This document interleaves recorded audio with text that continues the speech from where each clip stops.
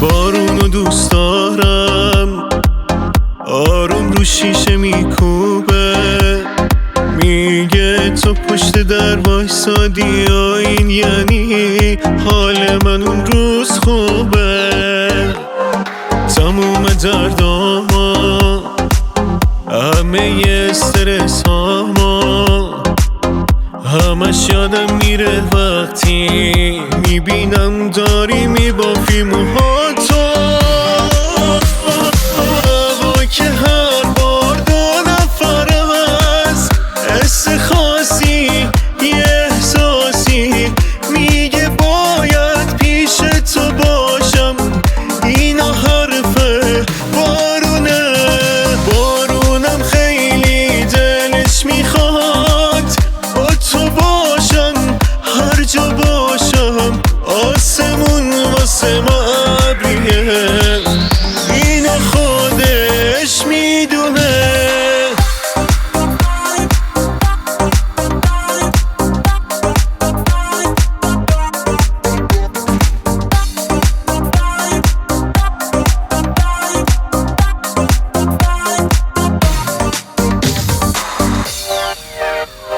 حرفاتو دوست دارم، آهسته بود در گوشی، هر جور صدا تو عوض میکنی میفهمم حتی از پشت گوشی.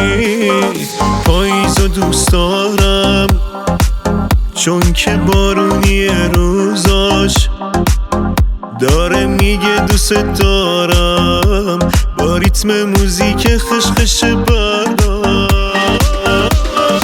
هوا که هر بار دو نفرم از حس خاصی یه احساسی میگه باید پیش تو باشم.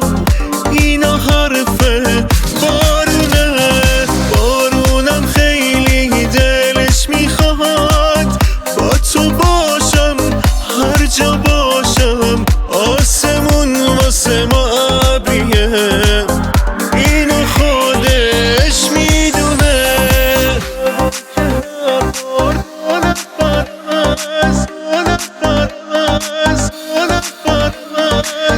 میگه باید